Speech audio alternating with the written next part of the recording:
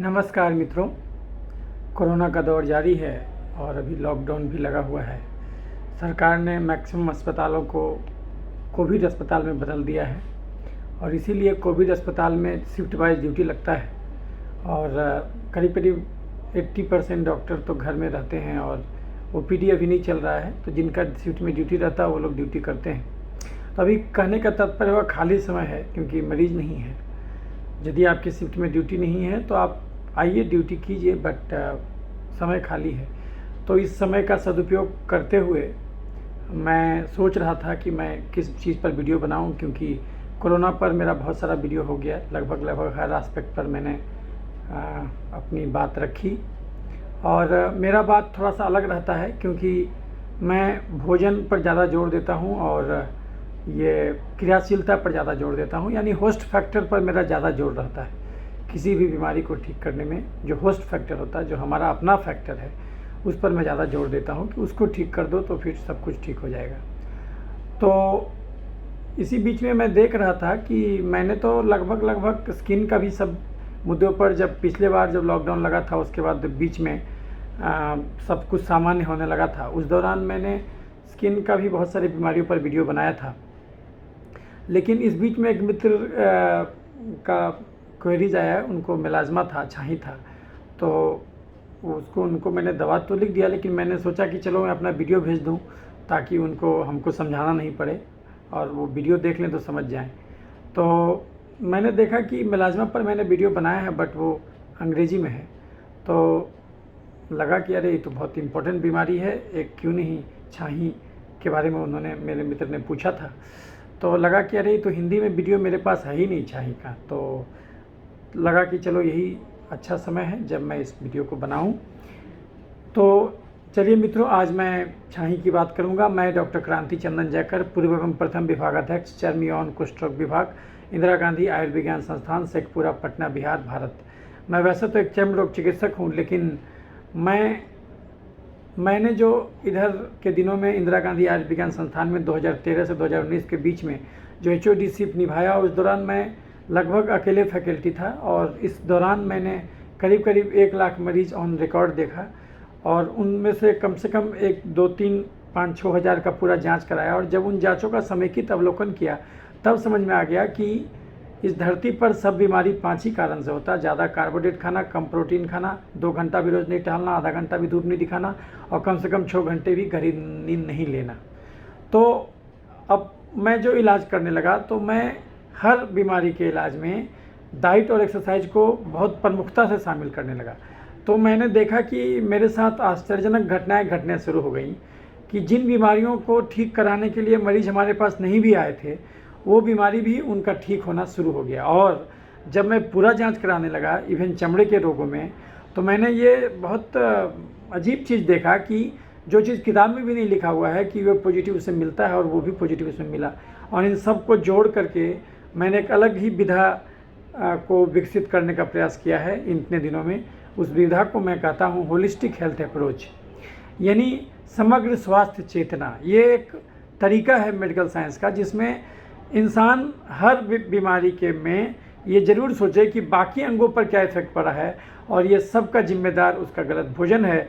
तो मरीज के भोजन को और उसके जीवन शैली को बदलने में डॉक्टर ज़्यादा मेहनत करता है बनिस्बत की वो दवाओं देने में। दवा तो वो देता है जो बाकी डॉक्टर देता है, दवा हम भी देते हैं जो बाकी डॉक्टर देते हैं, लेकिन मेरा ज़्यादा जोर हमेशा इस पर रहता है कि 90% इलाज आपका डाइट और एक्सरसाइज है। अभी कुछ दिन पहले मैंने एक वीडियो भी बनाया था, जो रामदेव जी हैं, उन्होंने ऐसा चार्ज लगाया था कि एलोपैथ स्टूपिड साइंस है। तो आप ठीक है, मैंने उस पर भी वीडियो बनाया कि एक बहुत ही कि आखिर क्या है ना कि आदमी खराब होता है, कोई साइंस खराब नहीं होता। यदि हम गलत जीवन शैली को अपनाए हुए हैं और ज़रूरत ज़्यादा कैलोरी ले रहे हैं और नहीं मेहनत करते हैं, तो हमारे हाथ, हमको जिस भी पैथी में हम इलाज कराएंगे हमारा इलाज गड़बड़ी होगा। तो गड़बड़ी पैथी में नहीं है, गड़बड़ी उस पैथी को अपनाने वाले आदमी में है। तो जिस आदमी को ठीक होना है, अगर वो जड़ से ठीक होना चाहता है, तो ये सबसे पहले उसके दिमाग में ये ख्यालात उठना चाहिए कि हमको जड़ से ठीक होना है। और अगर ये मांग तीव्र हो जाए तो बीमारी ठीक नहीं हो, ये तो संभव नहीं है। लेकिन अगर ये तीव्र नहीं हो दिमाग में मांग और इंसान अगर सोचे कि हर चीज़ दवा कर देगा, तब तो ऐसे केसेस में एलोपैथ भी फेल है, योगा भी फेल है और आयुर्वेद भी फेल है, या और हर पैथी फेल है। तो लेकिन जो आदमी जीवन शैली को मेंटेन कर देगा उसके लिए हर पैथी सही है। तो बात यहाँ पर है। तो खैर वो तो मैं अलग वीडियो में कर ही चुका हूँ। तो मैंने आपको ये परिचय दिया, इसका तात्पर्य ये हुआ कि आपको यहाँ जो मेलाज्मा के बारे में जानकारी मिलेगा तो ये 2 पार्ट में होगा। एक पार्ट में मैं अभी कंटेम्प्रेरी मेडिसिन क्या कहता है वो बताऊंगा, और मेरा मत और मैं कैसे इसको जड़ से ठीक करता हूँ, जो कि अभी तक कोई और डॉक्टर नहीं इसको फॉलो करते। तो मैंने क्या नया ईजाद किया है, ये जो है कि आप ईजाद कहना उतना अच्छा नहीं है, आप ये कह सकते हैं कि पुराने जो ज़माने का जो नॉलेज था उसको हमने नए ज़माने की बीमारियों को बस जोड़ दिया है। ये जोड़ का काम मैंने किया है। तो वो मैंने कैसे किया है उसको मैं आपको एलोबरेट करके समझाऊंगा। तो बेसिकली 2 पार्ट में आपको ये वीडियो समझ में आएगा। एक पार्ट में कि कंटेम्प्रेरी साइंस क्या कहता है मेलाज्मा के बारे में, जो सामान्य चिकित्सक के पास जाइएगा तो वो क्या आपको बताएगा, और उसके बाद फिर हम बताएंगे कि हम इसको कैसे देखते हैं और क्यों ऐसा देखते हैं। तब आप ये समझ जाइएगा कि हम मेलाज्मा को जड़ से कैसे ठीक कर देते हैं। और बाकी जो मेडिकल साइंस है वो दवा देता है, जब तक मरीज़ दवा लगाता है वो ठीक हो जाता है, जैसी दवा छोड़ता है फिर हो जाता है। अच्छा से अच्छा लेजर और अच्छा से अच्छा केमिकल पीलिंग और सर्जिकल इंटरवेंशन भी इसमें फेल हो जाता है। और मरीज़ कहता है कि ये इन विधाओं का गड़बड़ी है। नहीं नहीं नहीं नहीं, ऐसा नहीं है, वो आपकी गलत भोजन जीवन शैली का गड़बड़ी है। तो ये सब चीज़ों को हम आपको बताएंगे। लोग हमको हमेशा सुझाव देते हैं कि आप अपना वीडियो शॉर्ट रखिए, लेकिन मुझे लगता है कि जब मैं वीडियो शॉर्ट रखूँगा तो पूरी बात मैं नहीं बता पाऊँगा। तो उसकी वजह से आपको मैं अधूरा ज्ञान दूंगा, और अगर अधूरा ज्ञान देता हूँ तो मैं अपनी अंतरात्मा को ये जस्टिफाई नहीं कर पाऊँगा कि मैंने अपने वीडियो में न्याय किया है। तो मुझे लगता है कि वीडियो जब मैं पूरी बात बताऊँगा तो कम से कम 1 घंटे का तो वीडियो बन ही जाएगा। अगर आप 1 घंटा लगातार नहीं देख सकते हैं तो आप रुक रुक करके देखिए। आप अगर एक बार में 10 मिनट देखिए, फिर उसको देख लीजिए और फिर उसके बाद देखिए। इस वीडियो को मैं फेसबुक और यूट्यूब दोनों पर डालता हूं, लेकिन फेसबुक में लफड़ा क्या है कि फेसबुक में मैं अगर 1 घंटे का वीडियो डालूंगा तो 30 मिनट तक ही आवाज़ रहेगा, 30 मिनट के बाद आवाज़ गायब हो जाता है। ये सामान्यतः फेसबुक के साथ दिक्कत है। तो क्या है कि अगर आवाज़ गायब हो जाए आपका तो कुछ नहीं कीजिए, जिस पोस्ट में आपको वीडियो मिला है, यानी हमारे फेसबुक के जिस पोस्ट में आपको वीडियो मिला है उसी पोस्ट को जब ज़रा खोल के देखिए, ऊपर से जो हेडिंग लिखा हुआ है उसमें देखिएगा कि यूट्यूब का लिंक भी दिया हुआ है। तो उस लिंक के सहारे आप वही वीडियो आप यूट्यूब पर भी सुन सकते हैं। तो यूट्यूब पर आप 1-2 घंटा, 3 घंटा, 4 घंटा का वीडियो भी आसानी से डाल सकते हैं, कहीं कोई दिक्कत नहीं होता। लेकिन फेसबुक में क्या होता है कि वीडियो तो डाला जाता है, लेकिन उस वीडियो को थोड़ा छोटा करना पड़ता है, कंप्रेस करना पड़ता है, और जो है कि और उसमें क्या होता है कि वो आधा घंटा के बाद जो है आवाज़ गायब हो जाता है। तो ये मैं पहले आपको बता दिया कि अगर ऐसा होता है तो उसके लिए घबराना नहीं है। आप हमारा पोस्ट खोलिए और हमारा पोस्ट, जिस पोस्ट में वो वीडियो मिला है उस पोस्ट को पूरा खोलिए, सी मोर करके लिखा रहता है, उसको पूरा खोलिए और जो है कि उसमें आपको वो वीडियो का लिंक मिल जाएगा, उसको यूट्यूब पर देख लीजिए। जितना मिनट तक देखें हैं उतना मिनट बढ़ा करके अपना देख लीजिए। तो अब मैं ज़्यादा भूमिका नहीं देते हुए आपको अब जो है कि आगे की बात बताता हूँ। तो अब जैसे मैंने कहा कि आज मैं मेलाज्मा के बारे में बताऊंगा, छाही जिसको कहते हैं सामान्यतः, जो आपको आए दिन आपको कहीं ना कहीं मिल जाएगा। किसी फीमेल के चेहरे पर छाही, किसी मेल के चेहरे पर छाही। मेल में भी छाही होता है, फीमेल में भी, लेकिन ज़्यादातर इसको प्रेगनेंसी मास्क कहा जाता है। मतलब जो गर्भावस्था में किसी लेडीज़ को ऐसे छाही नहीं था, गर्भावस्था में छाही हुआ और गर्भावस्था ठीक होने के बाद भी थोड़ा बहुत ही मुरझाया, पूरी तरह से नहीं गया, और कभी कभी तो रह भी जाता है। कभी कभी बिना गर्भावस्था के भी होता है, जब महिलाएं ओरल कंट्रासेप्टिव पिल्स लेने लगती हैं तो वैसे केसेस में भी ये हो जाता है। तो छाही जो चेहरे पर दिखता है, पहले मैं कुछ फोटोग्राफ दिखा दूं ताकि आपको कंसेप्ट क्लियर हो जाए कि छाही है क्या। तो देखिए यही छाही है जो आप फोटो देख रहे हैं, ये फीमेल का चेहरे पर का फोटो है। ये देखिए ये छाही है, और कहीं कहीं रेड भी दिख रहा होगा आपको। तो यदि कुछ केमिकल प्रोसीजर कराने के बाद रेड भी हो जाता है तो ये हो गया छाही। और ज़्यादातर ये नॉन इन्फ्लेमेटरी होता है, कुछ इन्फ्लेमेशन नहीं रहता है, लेकिन काला काला दाग दिखता है। ये भी देखिए अलग अलग प्रकार का छाही है, और ये किसी भी एक को आप देख सकते हैं। तो ये देखिए ब्राउनिश पिगमेंटेशन है, अब इसको बोलते हैं कहाँ पर है, जैसे कोई कभी कभी ये मैलर एरियाज़ में होगा तो मैंडिबल्स के पास होगा, कहीं सेंट्रोफेसियल होगा इस एरियाज़ में होगा, कभी ये फोरहेड में होगा। उसके हिसाब से आप डिवीजन कर सकते हैं कि इसको नामकरण अलग कर सकते हैं। और आप देख सकते हैं कि मेलाज्मा दिख कैसे रहा है। अगर वो ब्राउन दिख रहा है मतलब वो एपिडर्मल मेलाज्मा है, अगर वो डीप ब्लू दिख रहा है तो आपको वो डर्मल मेलाज्मा है। मतलब चमड़े का 2 लेयर होता है, ऊपर में एपिडर्मिस और नीचे में डर्मिस। तो एपिडर्मिस 1/3 होता है, डर्मिस 2/3 होता है। तो आप जो अगर आप देखिएगा तो स्किन में सबसे पहले आपको एपिडर्मिस मिलेगा, और एपिडर्मिस में अलग अलग लेयर होता है। एपिडर्मिस में जो ऊपर में स्ट्राटम कॉर्नियम होता है, फिर स्ट्राटम ग्रैंडुलोसम होता है, फिर स्ट्राटम आपका स्पाइनुलोसम होता है, फिर उसके बाद बेसल सेल लेयर होता है।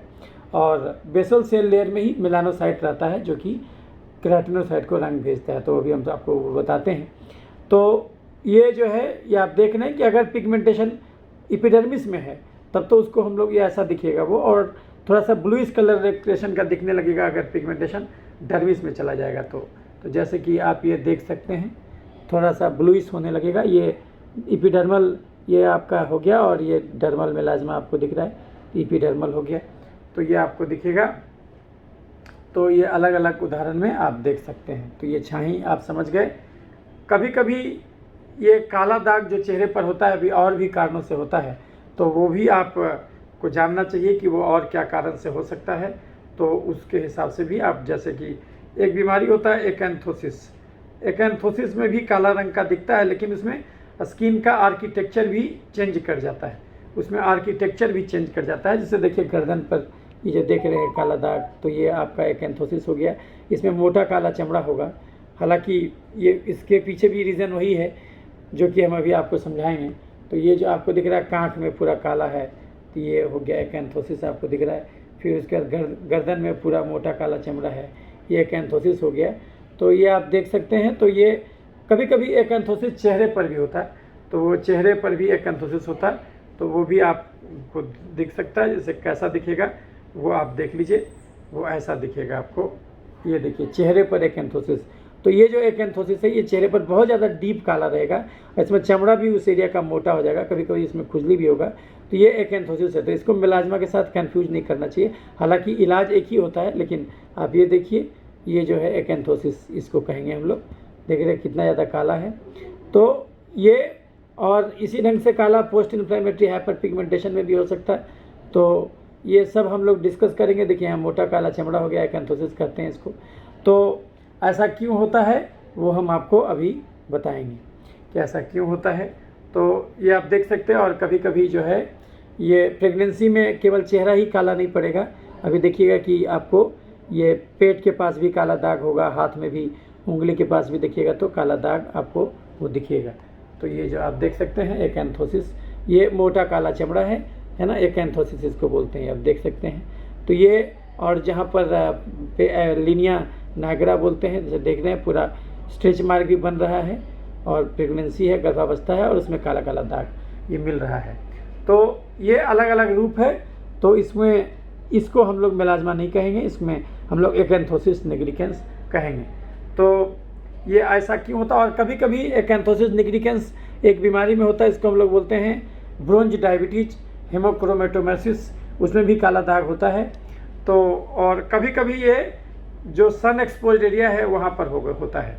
तो आपको जो है कि उसमें उसको हम लोग बोलते हैं फोटो मेलानोसिस। तो फोटो मेलानोसिस करके भी वर्ड है, तो वो आप देख सकते हैं, उसका भी पिक्चर आप देख सकते हैं। तो धूप वाले एरिया में काला दाग हो जाएगा, तो जहाँ पर भी धूप लगेगा वहाँ पर काला दाग हो जाएगा। तो आप देख सकते हैं। तो इस प्रकार से ये फोटो मेलानोसिस आप देख सकते हैं। तो ये तो हम आपको ओवरव्यू दे दिए कि कैसा दिखता है। अब देखिए कि ऐसा होता क्यों। ऐसा इसलिए होता है क्योंकि मेलानोसाइट ज़्यादा मात्रा में रंग बनाने लगता है, और उसी की वजह से और कंटिन्यूसली वो बनाते ही जाता, तो इसलिए रंग हमेशा पहुँचते जाता। तो अगर आप एपिडर्मिस को देखिएगा तो एपिडर्मिस में जो है एपिडर्मल मेलानिन यूनिट होता है। तो मेलानोसाइट जो है ये आप देखिए कि ये जो है कि आपका ये स्किन का लेयर है अलग अलग। तो अलग अलग लेयर आप देख रहे हैं, तो ये स्किन का अलग अलग लेयर है।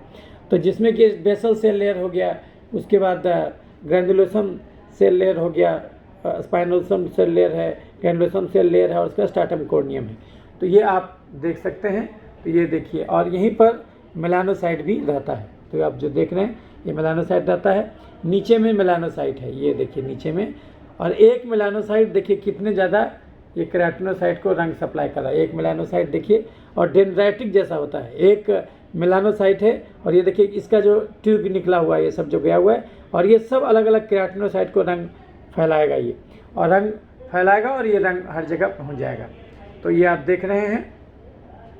तो ये जो आप देखिए, तो इससे आपको ये समझ में आएगा कि एपिडर्मल मेलानिन यूनिट जो है कैसे काम करता है। तो ये आप देखिएगा तो इसमें आपको समझ में आएगा कि ये इसको हम लोग बोलते हैं एपिडर्मल मेलानिन यूनिट।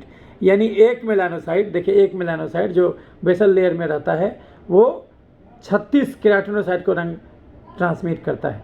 और आज जो रंग बना है वो पूरी तरह से हटने में लगेगा 28 दिन, क्योंकि स्किन का टर्नओवर टाइम 28 दिन होता है। यानी जो स्किन का लेयर नीचे है वो 28 दिन में ऊपर तक आ जाएगा, फिर नया चमड़ा बनेगा और ये इसको ढकेलते जाएगा। तो इसी ढंग से, और जो आप रात में जब भी स्नान करते हैं आप, तो स्नान करते हैं तो चोंटा निकलता है। आप जाड़े के दिन में 4-5 दिन स्नान नहीं कीजिएगा, देखिएगा कि चोंटा जो है कि वो हट जा रहा है।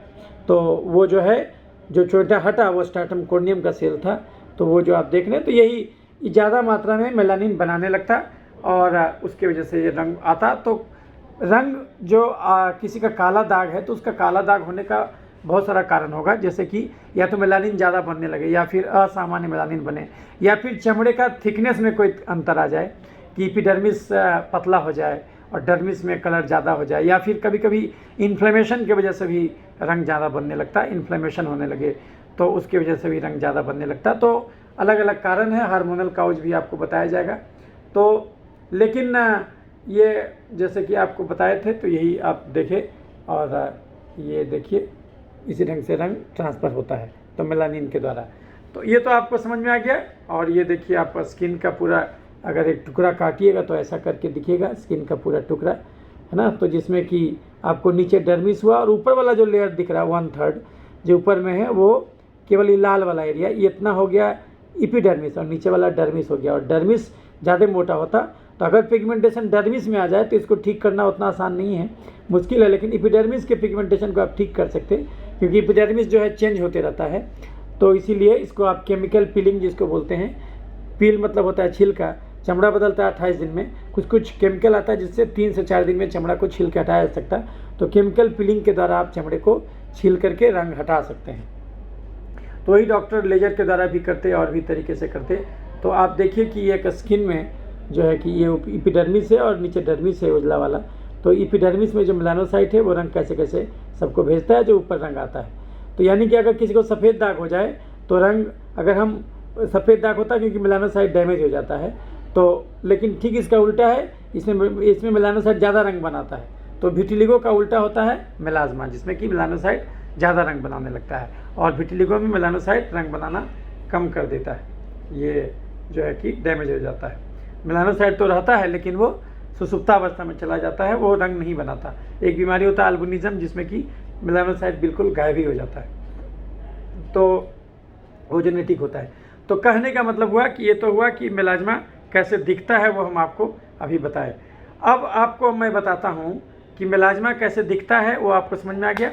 कभी कभी ये मेलाज्मा हर जगह भी हो जाएगा, और ये ऐसा माना जाता था। मेडिकल साइंस की किताब को खोल के पढ़िएगा तो आपको ये बताया जाएगा कि ज़्यादातर ये मेलाज्मा टाइप 4-5 स्किन में ज़्यादा होता है, वैसे टाइप 1 स्किन में भी होता है। जैसे अंग्रेज़ लोग का स्किन जो होता है वो टाइप 1-2 होता है, हम लोग का ज़्यादा पिगमेंटेड स्किन होता है, तो हम लोग का टाइप 4। उन लोग के स्किन में ज़्यादा बर्निंग होता है, तो सन बर्न उन लोग में ज़्यादा होता है। टाइप 1 स्किन में जो ज़्यादा गोरा स्किन है उसमें स्किन बर्न ज़्यादा होता है, क्योंकि मेलानिन प्रोटेक्ट करता है आपको स्किन बर्न से। और एक होता है हम लोग का जो स्किन है टाइप 4 टाइप 5 स्किन, इसमें स्किन का बर्निंग कम होता है, स्किन का टैनिंग ज़्यादा होता है, मतलब चमड़ा काला पड़ जाता है। और खासकर देखिएगा कि धूप में भी जाइएगा तो थोड़ा सा चमड़ा काला पड़ जाएगा। तो इसका डायग्नोसिस डॉक्टर कैसे करता है?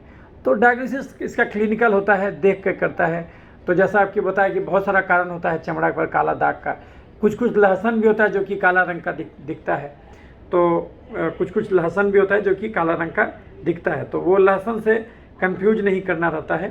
तो आपको जैसे कि आपको उसको बोलते हैं निवस ऑफ ओटा, तो निवस वो ब्लैक कलर का होगा, तो वो अलग प्रकार का चीज़ है, तो उसको मेलाज्मा के साथ कंफ्यूज नहीं कीजिएगा। उसका जो फोटोग्राफ है वो अलग प्रकार का आपको दिखेगा, तो उससे आपको कंफ्यूज नहीं करना है। तो ये जो है कि आपको निवस ऑफ ओटा कैसा दिखेगा वो आपको इधर से देख सकते हैं। ये देखिए, ये निवस ऑफ ओटा है, ये एक प्रकार का लहसन है। तो ये लहसन जो है ब्लू कलर का होगा, क्योंकि जब पिगमेंटेशन डर्मिस में होगा तो ये ब्लू कलर का आपको दिखेगा। ये देखिए, ये निवस ऑफ ओटा है। और इसमें क्या होगा, आँख में भी ये जन्मजात रहेगा या फिर बाद में डेवलप करेगा, कभी कभी 10-15 साल में डेवलप करता है, एक ही साइड में ज़्यादातर होता है। और इसमें आँख में भी पिगमेंटेशन होता है। इसको मेलाज्मा से कंफ्यूज नहीं कीजिएगा, ये अलग चीज़ है ना। तो ये आपको, और इसमें आँख में भी ऐसा लीजन आएगा, तो ये आँख को भी प्रभावित करता है। तो ये आपको अलग अलग निवस ऑफ ओटा, इसमें आँख में भी ये आपको लीजन आएगा। जैसे ये देखिए, इसमें देखिए आँख में भी पिगमेंटेशन है, आप देख रहे हैं। तो ये निवस ऑफ ओटा है, तो इसको कंफ्यूज नहीं करना है ये मेलाज्मा से, तो ये बिल्कुल अलग चीज़ है। अब इसे देखिए, इसमें भी आँख में पिगमेंटेशन है। ये देखिए आपका आँख का जो उजला पोर्शन होता है कोरॉइड, यहाँ पर भी देखिए पिगमेंटेशन है। और ये जो है कि आपका बाहर में भी, लेकिन इस साइड भी कम है। तो ये निवस ऑफ ओटा है, इसको उससे कंफ्यूज नहीं करना है। और ये ज़्यादातर एक ही साइड में होगा। तो बहुत सारा डिफरेंशियल डायग्नोसिस आपको इसमें समझना है कि हर काला दाग छाई नहीं होता। तो और कभी कभी किसी किसी को आँखों का काला घेरा ही केवल होगा और छाई नहीं होगा, तो उसको भी अलग हेडिंग में डॉक्टर रखते हैं, वो डार्क सर्किल के नाम से उसको बोलते हैं। तो वो हालांकि कारण सबका एक ही होता है, लेकिन जो है कि उसको अलग ये में रखा जाता है। इस आँखों का काला घेरा आप देख सकते हैं, ये आँखों का काला घेरा है। कभी कभी एकैंथोसिस आँखों के पास भी होगा, तो उसमें भी काला दाग आपको दिखेगा, आँखों का काला घेरा। तो लेकिन कारण सबका एक ही होता है, लेकिन किताब में आपको अलग अलग मिलेगा। तो आपको लगेगा कि ये जो है कि अलग बीमारी है, लेकिन ठीक है, बीमारी तो कुछ हद तक अलग है क्योंकि प्रेजेंटेशन अलग है, लेकिन कारण एक ही होता है। वो हम आपको सेकेंड हाफ में, मतलब कि वीडियो के सेकेंड हाफ में आपको बताएंगे। पहले हम आपको कॉमन चीज़ बता दें कि किताब में क्या लिखा हुआ है।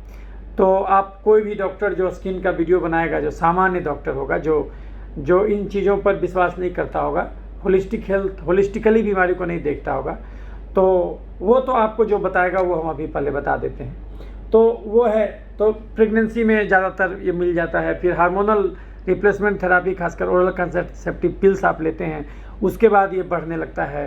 फिर आपको और भी जगह पर पिगमेंटेशन आने लगता है। कभी कभी जो कोई महिला होती है जिनका मेनोपॉज शुरू हो जाता है 60 साल के बाद, जो कि उनका रिप्रोडक्टिव पीरियड ख़त्म होने लगता है, तो ओवरी डिजेनरेट करने लगता है, तो वैसे केस में जो हार्मोनल रिप्लेसमेंट थेरापी लेने लगता है, क्योंकि उनको हॉट फ्लशेज आने लगता है, पूरा चमड़ा अचानक लाल हो जाएगा, रेड हो जाएगा, पूरा शरीर गर्म हो जाता है, गर्मी बताएगी, गर्मी लगता है, तो उसको हम लोग हॉट फ्लशेज बोलते हैं।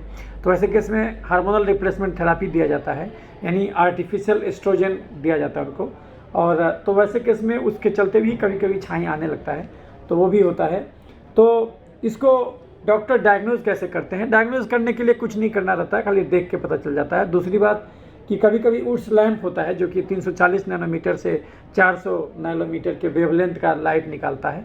और उसमें क्या होता है कि उस लाइट में अगर आप देखिएगा तो जो है कि एपिडर्मल मेलाज्मा ज़्यादा प्रोमिनेंट हो जाएगा। डर्मल मेलाज्मा थोड़ा ब्लूइश कलर का दिखेगा और एपिडर्मल मेलाज्मा ब्राउनिश कलर का दिखने लगेगा।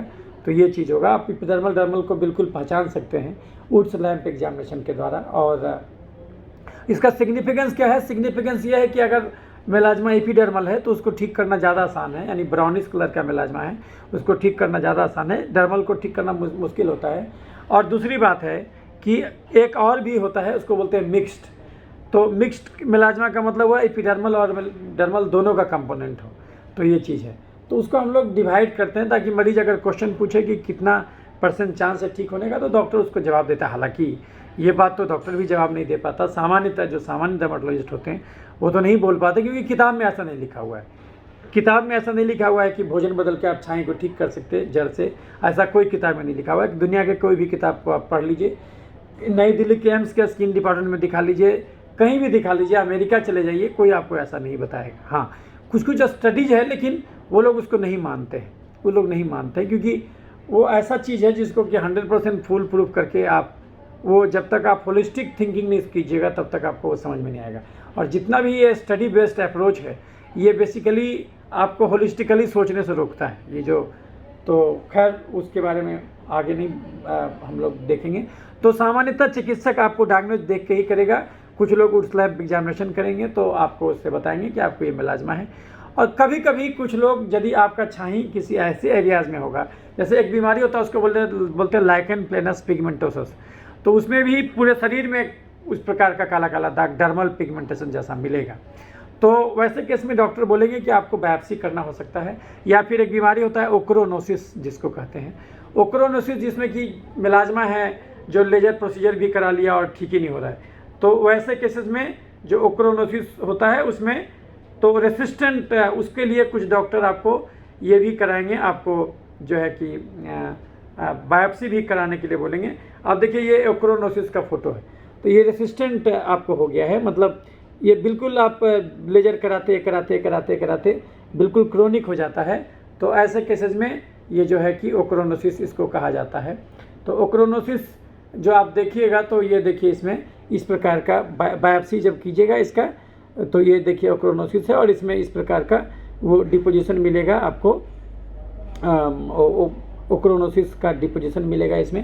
तो कभी कभी एमालाइड प्रोटीन जैसा मिलता है आपको डिपोजिशन, जो अलग कलर का रंग लेता है, देख रहे हैं। तो ये डिपोजिशन इसमें मिलता है, बायोप्सी आप देख रहे हैं। तो ये आपको कभी कभी ऐसा मिलेगा। तो इसको रेसिस्टेंट मेलाज्मा, इसको ओक्रोनोसिस, तो इसको लेकिन आपको वो डॉक्टर इसमें ये करके आपको बताएंगे कि आपको क्या है, वो अपना असेस करेंगे क्लिनिकली। तो ये डॉक्टर का अपना ये है, अपना वो पब्लिकेशन करेंगे कि भाई इसमें ये है एक्सोजिनस ओक्रोनोसिस को कहते हैं कि जो बार बार स्टेरॉइड क्रीम लगाने से होता है, तो उसको ओक्रोनोसिस डॉक्टर अपने भाषा में बात करेंगे। लेकिन आपको ज़्यादा बात समझ में नहीं आएगा। आपके लिए डॉक्टर इतना ही चीज़ बोलेंगे कि ये जड़ से नहीं जाएगा और समय लगेगा वगैरह वगैरह। आपको बोलेंगे कि ये प्रोसीजर करा लीजिए, केमिकल पीलिंग करा लीजिए। तो इलाज क्या करते हैं डॉक्टर? इलाज करते हैं इसमें डायग्नोसिस कर लिए, उसका इलाज करेंगे। आपको जो क्रीम देंगे वो सबसे इम्पोर्टेंट क्रीम है। जो क्रीम आता है इसमें कैसे काम करता है क्रीम क्या करता है? मेलानिन को बनना रोकता है, मेलानिन को बनना रोकता है। तो मेलानिन कैसे बनता है? टायरोसिन नामक एमाइनो एसिड से। टायरोसिनेज नामक एंजाइम इसमें काम करता है। तो बहुत सारा टायरोसिनेज इनहिबिटर आता है जो कि मेलानिन के फॉर्मेशन को रोक देता है। और मेलानिन भी दो प्रकार का होता है, यूमेलानिन और फ्यूमेलानिन। यूमेलानिन ब्राउन कलर का दिखता है, फ्यूमेलानिन येलो और या फिर रेड कलर का दिखता है। तो ये भी निर्भर करता है कि आपका पिगमेंटेशन कैसा होगा, ये आपके चमड़े में यूमेलानिन फ्यूमेलानिन कितना है इस पर भी निर्भर करता है।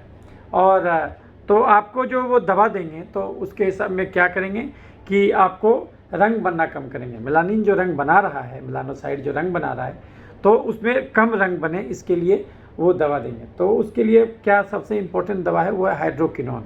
तो ये हाइड्रोक्विनोन दवा है तो ये 2 से मैक्सिमम 4% तक इंडिया में मिलता है।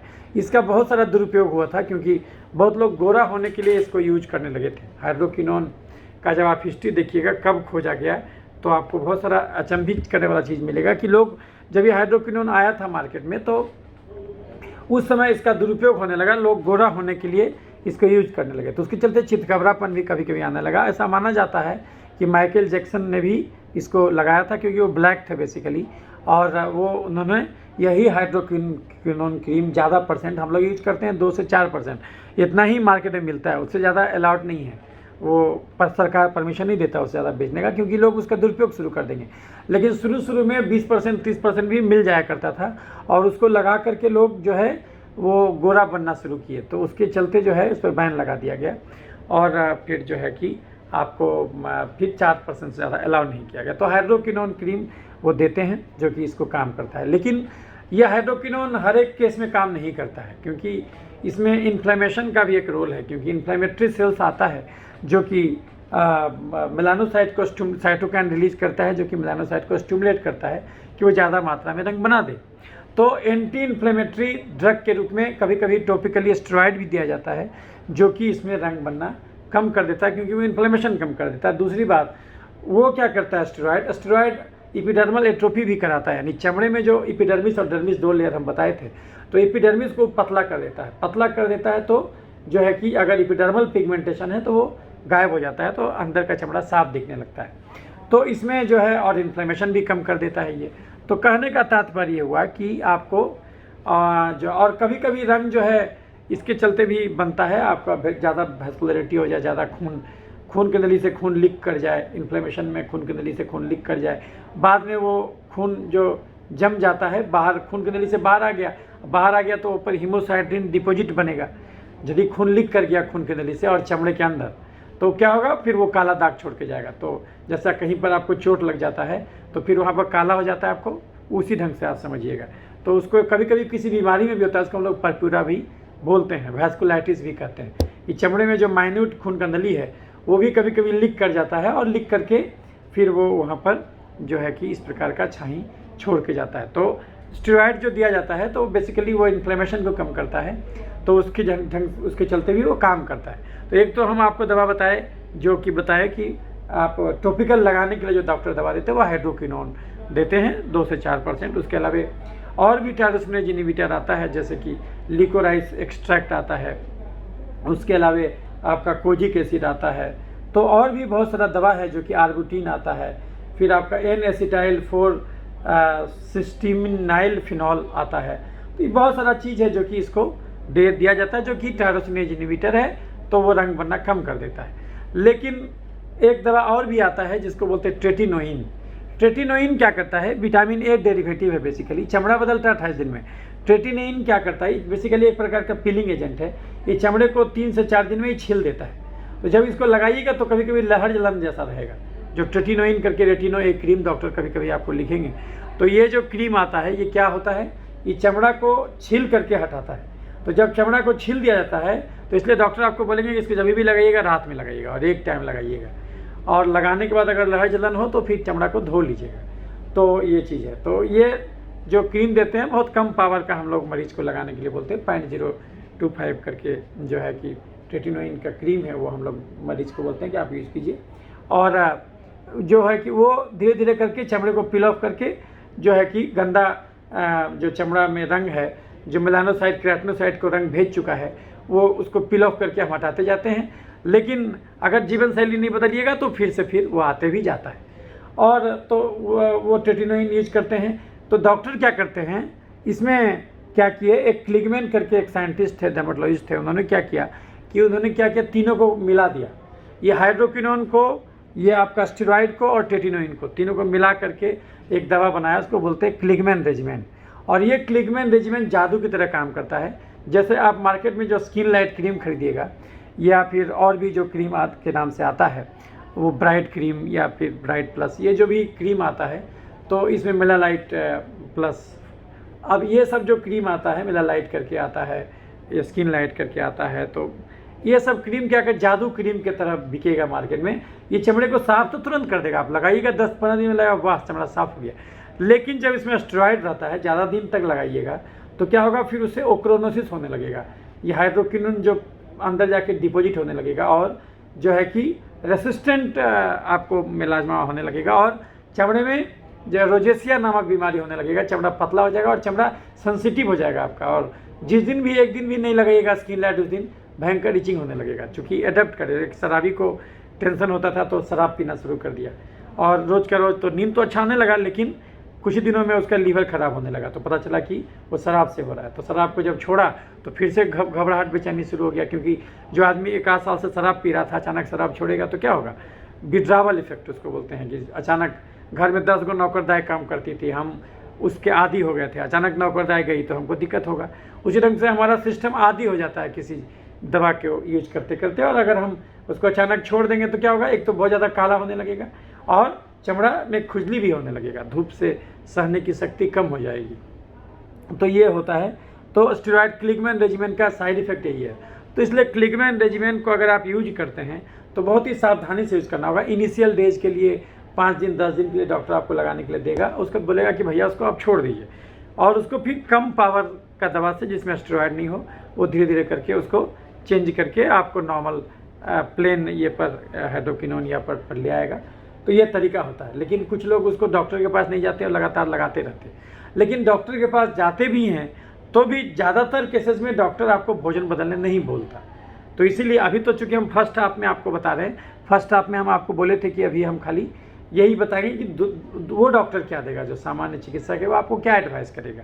जो कोई भी वीडियो देखिएगा तो आपको क्या बताएगा, वही चीज़ हम आपको बता दे रहे हैं। और उसके अलावा डॉक्टर बोलेगा कि आप केमिकल पीलिंग करा लीजिए। केमिकल पीलिंग में उसके पास ग्लाइकोलिक एसिड रहेगा, उसके पास जो है कि और भी आता है, वो TCA माइल्ड TCA पील भी कर सकता है। उसके अलावा आपका लैक्टिक एसिड पील आता है, बहुत सारा अलग अलग पील आता है, मैंडेलिक एसिड का पील आता है। तो ये सब ऑर्गेनिक एसिड है जो कि चमड़े को छील करके हटाता है, छिलका हटाता है। तो उसको डॉक्टर खुद ही करेगा और उसमें अच्छा खासा चार्ज होता है जो कि आपको देना पड़ता है। किसी में बड़े बड़े सेंटर्स में कराइएगा तो आपको एक सीटिंग का 4,000 5,000 ऐसे करके ले लेता है। और उसके अलावा माइक्रोडर्माब्रेजन मशीन आता है जो कि चमड़े को पिल ऑफ करके हम लोग हटाते हैं, तो वो पिल चमड़े को छील करके उसको हटाता है। तो हम लोग भी केमिकल पिलिंग करते हैं और जो है कि माइक्रोडर्माब्रेजन करके हटाते हैं। तो ये सब, और कुछ डॉक्टर उसमें लेजर का प्रयोग करेंगे। तो कुछ लेजर आता है, KTP लेजर बोलते हैं, पोटासियम और KTP टाइटेनियम लेजर होता है, तो वो लेजर आप यूज कर सकते हैं, उससे हटाते हैं। उसके अलावा फिर और भी लेजर है, Q-स्विच्ड एनडियाग लेजर, वो भी आप यूज कर सकते हैं। लॉन्ग पल्स जो है एनडियाग लेजर है उसको यूज कर सकते हैं, सॉरी Q-स्विच्ड लेजर यूज कर सकते हैं, एनडियाग लेजर। तो उससे रंग कम हो जाता है, लेकिन ये परमानेंटली एक तो नहीं हटाएगा। दूसरी बात कि जहाँ कभी कहीं पर ज़्यादा हटा देगा, कहीं पर कम हटा देगा, तो आपको चितकबरापन जैसा भी दिखने लगेगा। ऐसा नहीं कि यूनिफॉर्मली हटाएगा, कहीं पर ज़्यादा कहीं पर कम हटाएगा, तो भी कभी वो बदरूप जैसा भी हो जाता है। तो इसके लिए डॉक्टर वो रिस्क बाउंड पहले ही लिखा लेंगे कि इससे आपको साइड इफेक्ट भी हो सकता है। अभी आप सुने होंगे कि चेन्नई में एक मॉडल थी जो कि एक डॉक्टर के पास गई थी इलाज कराने, तो अभी एक अभिनेत्री भी है वो साउथ इंडियन फिल्म्स में, तो उन्होंने डॉक्टर पर मुकदमा भी कर दिया है कि भाई क्योंकि वो केमिकल पीलिंग के बाद उसका चमड़ा और ख़राब हो गया और बिल्कुल इन्फ्लेमेटरी रिएक्शन हो गया और दिक्कत हो गया, तो वो सुई भी कर दिए। तो बेसिकली इसमें कोई गलती नहीं है, क्योंकि अगर आप कहीं ना कहीं आप एक डॉक्टर भी वैसे में व्यापारी की तरह ही बिहेव करता है, तो वैसे केसेस में अगर वो कोई केस पाता है अपने ऊपर, तो गलत नहीं कहा जाएगा इसको।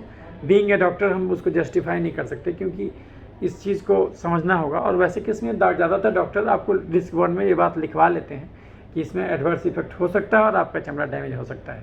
तो ये जान के मैं आपको ये प्रोसीजर करवा रहा हूँ। तो लेकिन कुछ लोग आपको ये खाली साइन करवा लिया और आपको बताए नहीं, तो ऐसे केस में ये केस वेस का मैटर आता है। तो ये जो हुआ, तो आपको कभी लेने का देने भी पड़ जाता है। हमको पता चला 1 महीने के अंदर शादी है और हम गए वो प्रोसीजर कराने। अब उसमें तो आपको अगला 10-15 दिन तो चेहरा ख़राब भी आपको लग सकता है। तो अब आप चाहिएगा कि हमको जादू की तरह तुरंत ठीक हो जाए, तो आपको लगेगा हमारे पास पैसा है, हम तुरंत रंग हटा लें। तो वैसा काम कम से कम लेजर वगैरह केमिकल पील से तो नहीं होगा। हाँ, वैसा काम के लिए आप कुछ कैमोफ्लेज आता है जो कि आप जैसे फाउंडेशन कह सकते हैं, कि कुछ क्रीम आता है जो कि आप नेत्रियाँ वगैरह यूज करती हैं, कि आप उसको आपको सब कुछ पिंपल उम्पल सब ढक देगा। तो ऐसा करके आप काम निपटा सकते हैं। लेकिन ऐसा कुछ नहीं है कि आपको ये लेजर वेजर भी कराइएगा तो इट विल टेक टाइम, समय लगेगा। और 15-15 दिन पर वो सिटिंग करेंगे तो आपको पैसा भी लगेगा और समय भी लगेगा। लेकिन कम से कम जानना चाहिए कि लोग करते क्या हैं इलाज में। उसके अलावा कुछ ओरल ड्रग आता है जिसमें कि ट्रानेक्सामिक एसिड रहता है, तो वो दिया जाता है। ट्रानेक्सा करके गोली आता है जो कि महिलाओं में मासिक के गड़बड़ी को, ज़्यादा मासिक निकलने लगता है, उसको रोकने के लिए ट्रानेक्सा 500, तो हर महिला जानती है, क्लॉट 500 दिया जाता है। इसको मासिक रोकना है तो उसमें भी दिया जाता है, तो मासिक रुक जाता है। या फिर किसी का बहुत ज़्यादा मासिक होने लगे या कहीं से ब्लीड ज़्यादा होने लगे तो उसमें ट्रानेक्सा काम करता है। लेकिन ये एंटी इन्फ्लेमेटरी भी होता है, इसलिए ये दवा दिया जाता है इसमें भी। और ट्रानेक्सा लो डोज में 250 मिलीग्राम सुबह शाम ऐसे करके इसमें काम करता है। मेलाजमा में लोग देंगे आपको खाने के लिए। उसके अलावा कुछ लोग जो ज़्यादा सतर्क हैं वो लोग जानते हैं कि इंसुलिन रेसिस्टेंस से होता ही है, तो वो लोग कभी मेटफॉर्मिन भी इसमें देते हैं। हालांकि ऐसे डॉक्टरों की संख्या बहुत कम है, तो वो हम अभी सेकेंड हाफ में आपको बताएंगे। और जो है कि तो ये तो हो गया कि आपको यही ट्रीटमेंट होगा। तो डॉक्टर से बार जाइएगा, बोले बार हो रहा है सर, बार बोले कोई बात नहीं, बार होगा। आप कहीं भी दिखाइएगा, बोले बार होगा। लेजर वेजर सब करा के थक जाइएगा। अल्टीमेटली पता चला कि कभी आप ज़्यादा प्रोसीजर करवा लिए हैं तो आपको सीधी ओक्रोनोसिस ही हो गया है। तो आपको फिर मेडिकल साइंस से भरोसा उठ जाएगा, आपको लगेगा सब डॉक्टर लूटता है। लेकिन सच्चाई क्या है वो अब आप दूसरे हाथ में समझिएगा। तो अब आप समझ में आ गया कि इसमें क्या इलाज है और डॉक्टर क्या देते हैं, तो वो आपको समझ में आ गया। और अब आपको बताते हैं कि मेरा अनुभव क्या कहता है और हम इसको कैसे जड़ से ठीक करते हैं। तो देखिए मित्रों, ऐसा है कि ये इतना तो हम जो डेवलप किए हैं कि आखिर हम कैसे ठीक करते हैं। हम ये मानते हैं कि किसी को मिलाजमा हुआ तो उसको खाली मिलाजमा नहीं हुआ होगा, उसको कम से कम 4 से 5 मेजर गड़बड़ी और भी हुआ होगा, क्योंकि दुनिया में अलग से चर्म रोग नहीं होता। चमड़ा का बीमारी हर हाल में अंदर की गड़बड़ी का बाहरी रूप होता। बहुत कुछ भेद खोल देता है हमारा चमड़ा, इशारों इशारों में अंदर की कहानी को बड़ी आसानी से खोल देता है हमारा चमड़ा। चमड़ा शरीर का दर्पण है और चमड़े के माध्यम से शरीर की सारी कहानी को खोल देने का नाम है चर्म रोग चिकित्सा। तो ये बीमारी, चमड़ा का बीमारी, अगर आपको छाई हुआ या कोई भी बीमारी हुआ, केवल आपको छाई नहीं हुआ होगा, अगर जांच करेगा तो 4 से 5 मेजर गड़बड़ी अलग से भी निकलेगा। वो क्यों होगा वो हम अभी समझाएंगे। तो छाई क्यों होता हमारे हिसाब से, हम उसको कहते हैं छाई होता है एलर्जी के चलते। एलर्जी क्यों होता है इतना तो आप भी जानते हैं कि हमारा शरीर हमारे भोजन से बना है। तो हमारे शरीर में कोई भी बीमारी कभी भी किसी को भी कहीं भी क्यों होगा, क्योंकि भोजन गलत होगा। हर इंसान हर चीज़ नहीं खा सकता, लेकिन हर इंसान हर चीज़ खाना चाहता। गड़बड़ी यहीं से शुरू हो जाता। आप खुद सोचिए, एक आदमी जो 8 घंटा कुदाल चलाता हो खेत में और एक वो आदमी जो 8 घंटा खाली बैठ के प्रवचन देता हो, दोनों का खाना बराबर कैसे हो जाएगा। एक गाड़ी जिसको 3 किलोमीटर चलाना हो, एक गाड़ी जिसको 300 किलोमीटर चलाना हो, क्या दोनों बराबर डीजल भरिएगा। तो जब उस समय बुद्धि खुल जाता, खाने के टाइम में बुद्धि कहाँ जाता। हर इंसान हर चीज़ नहीं खा सकता, लेकिन हर इंसान हर चीज़ खाना चाहता। गड़बड़ यहीं से शुरू हो जाता। तो पहला पॉइंट समझ में आ गया कि इस धरती पर कोई भी बीमारी क्यों होगा, क्योंकि कहीं ना कहीं हमारा भोजन गलत है। तो हमको छाही क्यों हुआ, क्योंकि हमारा भोजन गलत था। तो भोजन में क्या गलती था वो भी एलोबरेट करते हैं। तो लेकिन पहला पॉइंट समझ में आएगा कि हमारे गलत भोजन से ही बीमारी हुआ। और ये बीमारी अकेले नहीं आया होगा, गलत भोजन शरीर में केवल छाई ही नहीं दिया होगा, और भी गड़बड़ी दिया होगा। तो सर हमको और कोई बीमारी का लक्षण नहीं है, ऐसा इसलिए लगता है क्योंकि आप जांच नहीं कराए हैं। जब जांच करा लीजिएगा पूरा तो दंग रह जाइएगा। सिंपल से दिखने वाले छाई में आपको अपने शरीर के अंदर कम से कम 4 से 5 मेजर गड़बड़ी जरूर निकलेगा। आपके कंबल ओढ़ लेने से अंधर नहीं गुजर जाएगा। बाहर अंधर आया हुआ है, हम कंबल ओढ़ के सो गए, हमको लगेगा अंधर तो है ही नहीं तब तक, जब तक इतनी जोर से अंधर आए कि कंबल ही उड़ा ले जाए।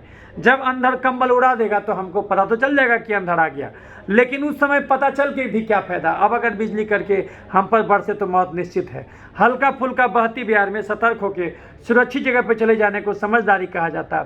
जांच नहीं कराने का दूसरा अभिप्राय है भरे अंधर में कंबल ओढ़ के सो जाना। जांच कराइएगा तो कम से कम 4 से 5 मेजर गड़बड़ी आपको जरूर निकलेगा। तो जांच में क्या गड़बड़ी निकलेगा वो हम अभी समझाते हैं आपको। तो जो है कि आपको जो हम बताए कि ये बीमारी क्यों होता, तो ये बीमारी क्या, दुनिया में कोई भी बीमारी क्यों होता, ये बीमारी मेलाजमा क्यों होता, एलर्जी के चलते। एलर्जी क्यों होता, इंसुलिन बढ़ जाने के चलते। हमारे खून में इंसुलिन क्यों बढ़ जाता, चीनी खा के बैठ जाने के चलते। चीनी का मतलब है चलना, यानी इस धरती से अगर बीमारी खत्म करना चाहते हैं तो बंद एक ही चीज़ करना होगा, वो है चीनी। चीनी खाना छोड़ दीजिए, आपका सब बीमारियाँ खत्म हो जाएगा। इसको ऐसे भी समझ सकते, मेलाजमा क्यों हुआ, क्योंकि मेलानोसाइट ज़्यादा रंग बनाया। मेलानोसाइट ज़्यादा रंग क्यों बनाया, क्योंकि उसको स्टिमुलेट किया गया। उसको किसने स्टिमुलेट किया, एक ग्रोथ फैक्टर ने। वो ग्रोथ फैक्टर क्या था, वो ग्रोथ फैक्टर था इंसुलिन लाइक ग्रोथ फैक्टर। आपके खून में इंसुलिन लाइक ग्रोथ फैक्टर क्यों बढ़ा, क्योंकि आप ज़रूरत ज़्यादा चीनी खाए, आपका शरीर मेहनत करके उस चीनी को ख़त्म नहीं कर पाया। आपके शरीर की ज़रूरतों के हिसाब से वो चीनी रोज़ का रोज़ एक्स्ट्रा हो गया। एक दिन ज़्यादा खाइएगा बीमारी नहीं होगा, रोज़ का रोज़ एक्स्ट्रा हो गया तो फिर वो बीमारी का रूप ले लिया। तो ये बीमारी क्यों हुआ, एलर्जी के चलते। एलर्जी क्यों होता है, इंसुलिन बढ़ने के चलते। इंसुलिन क्यों बढ़ जाता, चीनी खा के बैठ जाने के चलते। बंद कर दीजिए चीनी खाना, ये छाही जड़ से जाएगा।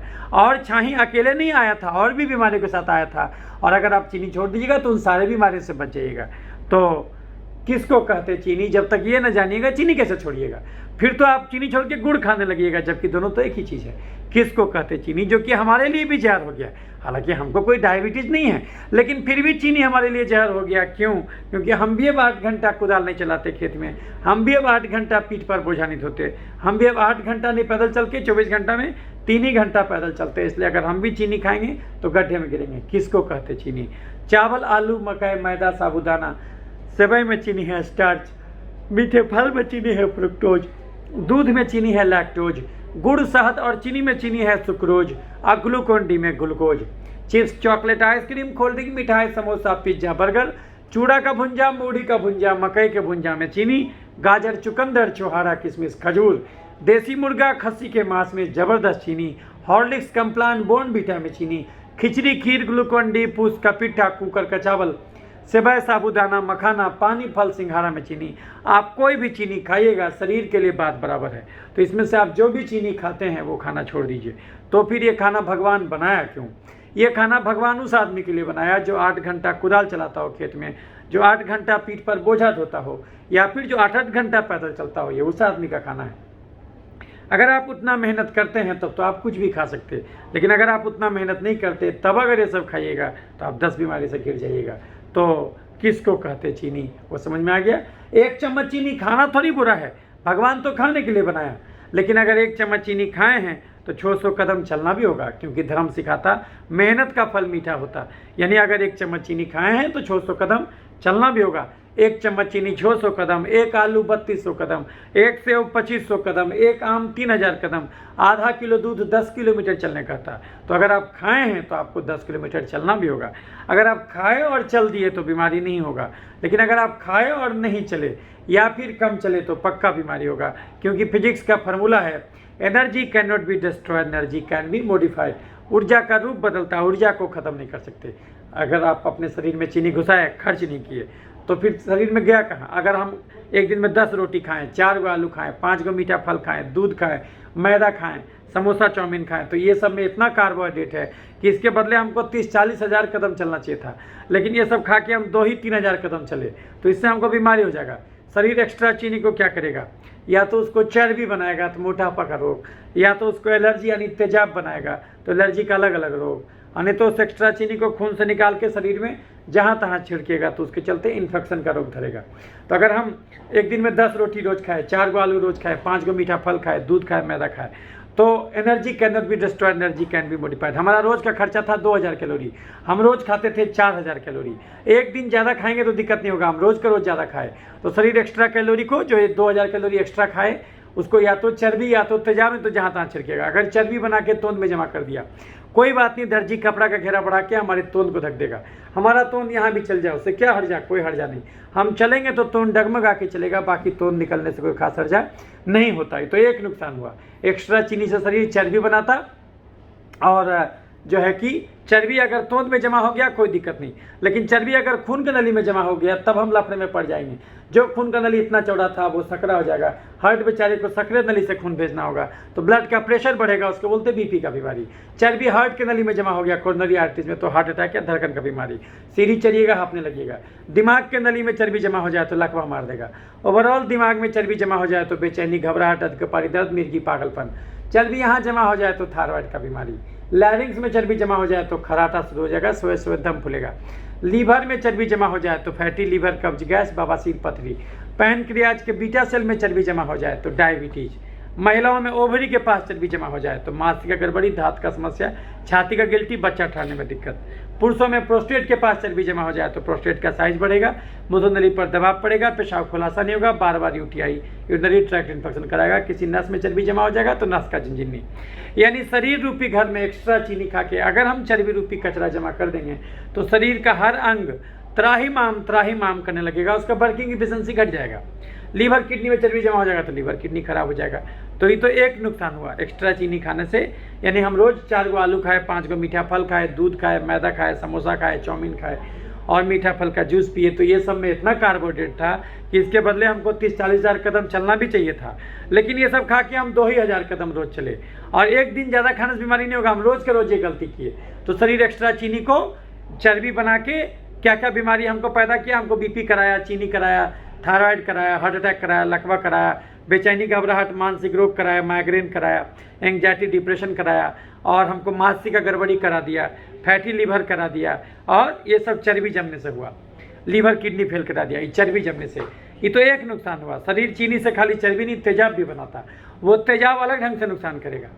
सांस की नली में अगर तेजाब गया तो आप बोलिएगा सर किताब में तो चर्बी लिखा हुआ है कि एक्स्ट्रा चीनी खाने से फैटी लीवर होता है, किताब में तेजाब नहीं लिखा हुआ है। हाँ, किताब में तेजाब नहीं लिखा हुआ, उसको हम तेजाब कहते। किताब में लिखा हुआ है जो है कि साइटोकाइन, इन्फ्लेमेटरी साइटोकाइन, किताब में लिखा हुआ है ग्रोथ फैक्टर, किताब में लिखा हुआ है जो है कि कार्सिनोम ब्रेनिंग एंटीजन, किताब में लिखा ऑटो एंटीबॉडीज, किताब में लिखा हुआ सी रिएक्टिव प्रोटीन, किताब में लिखा हुआ फ्री रेडिकल्स, किताब में लिखा हुआ है माइटोकॉन्ड्रियल डीएनए डैमेज, किताब में लिखा हुआ है डीएनए डैमेज। हम उसको एक लाइन में कहते तेजाब। एक्स्ट्रा चीनी से शरीर तेजाब बनाता, वो तेजाब जहाँ जहाँ जाएगा अलग से बीमारी पैदा करेगा। सांस की नली में तेजाब गया तो टोंसिलाइटिस, साइनोसाइटिस, दमा, खांसी, निमोनिया करा देगा। जोड़ में तेजाब गया तो गठिया, अर्थराइटिस करा देगा। चमड़े में तेजाब गया तो एक्जिमा, सोरियासिस, सफ़ेद दाग, जुड़पित्ती, छाही, पिंपल करा देगा। दिमाग में तेजाब गया तो मिर्गी, पागलपन करा देगा। लीवर में तेजाब गया तो जॉन्डिस करा देगा। तेजाब एक जगह जमा हो जाएगा तो कैंसर करा देगा। यानी तेजाब जहाँ भी जाएगा उस ऑर्गन का कार्य बाधित करेगा।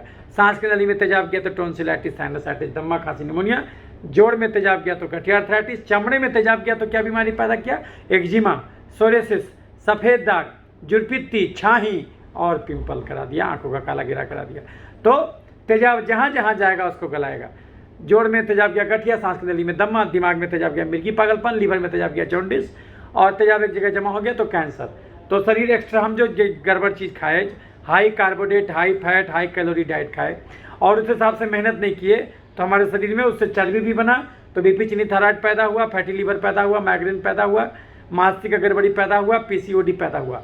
उससे शरीर तेजाब भी बनाया तो हमको छाही पैदा हुआ और हमको जो है कि दम्मा पैदा हुआ होने का हो सकता है और ये गठिया पैदा हुआ, मिर्गी हुआ, ये सब तेजाब से हुआ। सब का सब चीनी शरीर चर्बी और तेजाब नहीं बनाता। कुछ एक्स्ट्रा चीनी को शरीर खून से निकाल के शरीर में जहाँ तहाँ छिड़कता है। उन्हीं जहाँ तहाँ वाले जगहों में एक जगह है पसीना। तो यदि आपके पसीने में रोज़ के रोज़ चीनी छिड़का जाए तो ऐसा दिनाय पकड़ेगा, ऐसा बल तोड़ पकड़ेगा, ऐसा बैक्टीरिया, फंगस और वायरस, चिकन पॉक्स का इन्फेक्शन पकड़ेगा जो ठीक ही नहीं होगा। यदि आपके लार में रोज़ के रोज़ चीनी छिड़का जाए तो ऐसा कोरोना पकड़ेगा, ऐसा म्यूकर पकड़ेगा जो ठीक ही नहीं होगा। चिनिया गिरे बा तो चिटिया लाग बे करी। यानी बीमारी गंदगी से नहीं, बीमारी जरूरत ज़्यादा खाए गए चीनी से होता। सरकार उल्लू बना रहा स्वच्छता अभियान में अरबों रुपया खर्च कर रहा। कंगाल के घर में चोरी कभी नहीं होता। यानी बैक्टीरिया, फंगस, वायरस रूपी चोर शरीर रूपी घर में तभी अटैक करेगा जब चीनी रूपी धन जरूरत ज़्यादा रहे। बिना चीनी के इंसान मर जाएगा, ये बात भी सही है।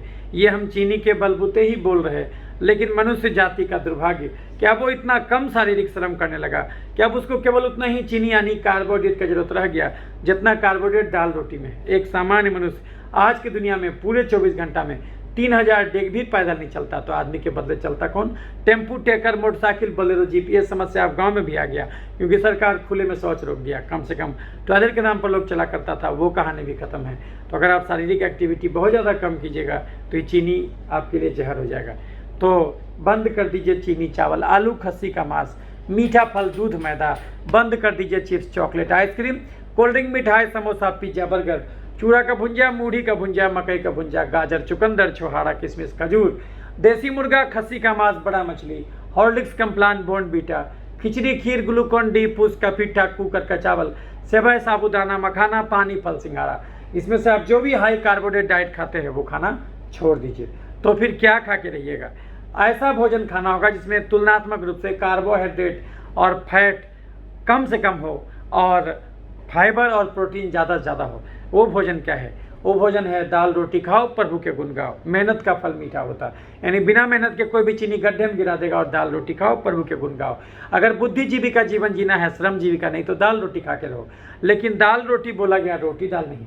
यानी 70% भोजन दाल और 30% भोजन ही रोटी से आएगा। यानी क्या खा के रहिएगा? दाल रोटी, हरी सब्जी, सलाद, पनीर, राजमा, सोयाबीन, अंडा, कढ़ी, मछली, चिकन, दही, घी और साग। चाय पीजिए बिना चीनी, बिना गुड़, बिना शहद डाले। सुबह शाम 2 कप चाय के अलावे अलग से दूध, हॉर्लिक्स, बॉर्नवीटा, कम्प्लान नहीं पीना। लेकिन उसी दूध को दही बना के खा सकते हैं 5 चम्मच रोज, उससे ज़्यादा नहीं। उसी दूध को पनीर बना के, पालक पनीर, मटर पनीर के सब्जी के रूप में सप्ताह में 1 दिन खा सकते हैं। लेकिन जो है कि प्लेन पनीर छेना नहीं खाना। चावल से बनने वाला दुनिया में बहुत कुछ होगा, लेकिन चावल से बनने वाला एक ही चीज़ खाना, उसना चावल। मार निकाला हुआ तसला वाला चावल सप्ताह में मैक्सिमम 3 दिन।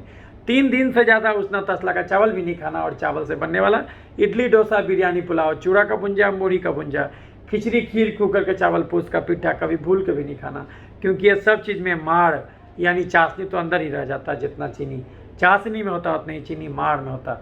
चाशनी पीजिए कि माड़ पीजिए, बात बराबर है। तो चावल से बनने वाला एक ही चीज़ खाना, उसना चावल। मार निकाला हुआ तसला वाला चावल सप्ताह में मैक्सिमम 3 दिन। आलू, अरुई, ओल, शकरकंद, चुकंदर, गाजर, केला, मुरई, सलजम, फेंटा हुआ सब्जी नहीं खाना। अगबे परोर, अगबे नेनुआ, अगबे करेला, अगबे भिंडी, अगबे हरा रंग का बैगन, हरा रंग का फूलगोभी, हरा रंग का छिम्मी, हरा रंग का बीन्स, हरा रंग का बोरा जम के खाना। और अगर नॉन वेज पसंद हो तो देसी मुर्गा, खस्सी का मांस, बड़ा मछली ये खा सकते सप्ताह में एक दिन, लेकिन देसी मुर्गा, खस्सी का मांस, बड़ा मछली नहीं खाना, लेकिन सॉरी ये सब नहीं खाना, लेकिन छोटा मछली खा सकते सप्ताह में एक दिन। चिकन खा सकते, पोल्ट्री फार्म का चिकन 400, 500, 600 ग्राम का बजा चूजा सप्ताह में एक दिन। अंडा रोज 2 को खाना, पीला वाला फेंक के। कौन सा भुंजा खाना? गेहूँ, चना, बादाम, लेकिन चावल, चूड़ा, मूढ़ी, फरी, मकई का भुंजा नहीं खाना। कौन सा फल खाना? खीरा, ककड़ी, टमाटर, और कोई मीठा फल नहीं खाना। 1 घंटा दिन में टहलना, 1 घंटा शाम में चलना।